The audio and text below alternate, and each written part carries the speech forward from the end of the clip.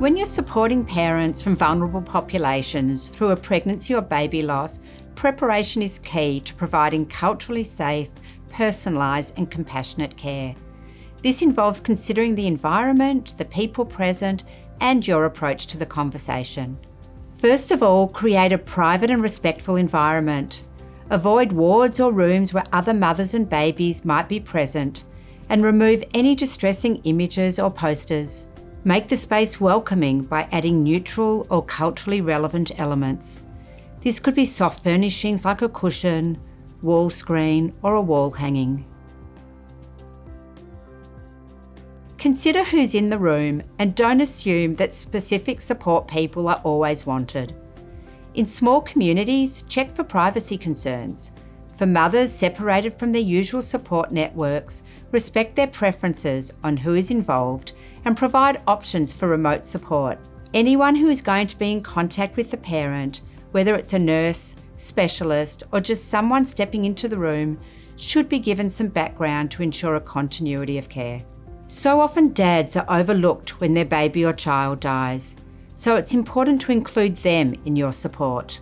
Tailor your care to each parent's unique needs.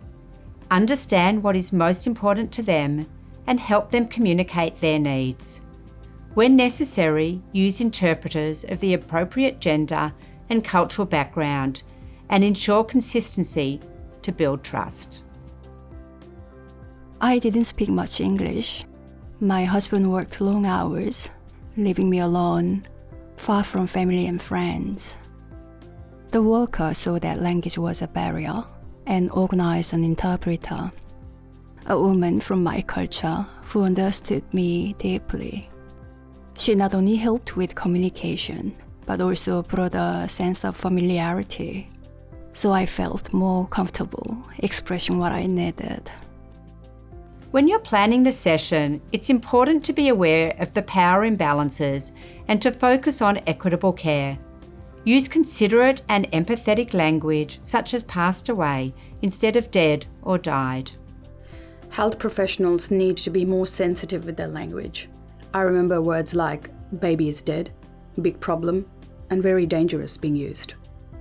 This language sets off alarm bells and creates fear and stress.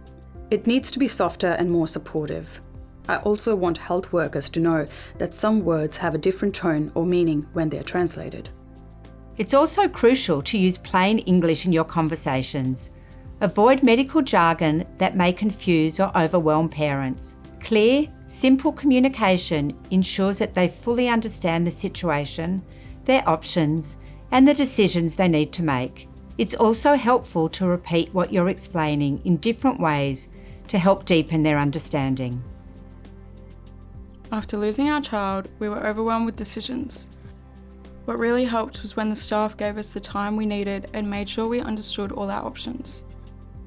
Not just the ones that were part of our cultural practices.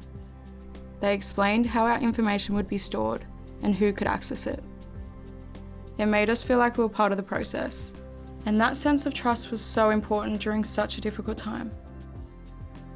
It's important to acknowledge any previous losses a family may have experienced. Demonstrating empathy helps to build trust and validates the emotional weight of their grief.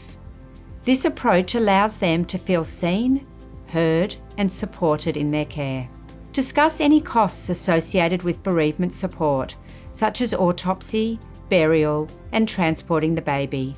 Providing this information up front helps families plan and make informed financial decisions. By preparing thoughtfully and approaching these conversations with cultural competence, respect, and an understanding of their unique circumstances, we can provide care that truly supports parents and meets their needs.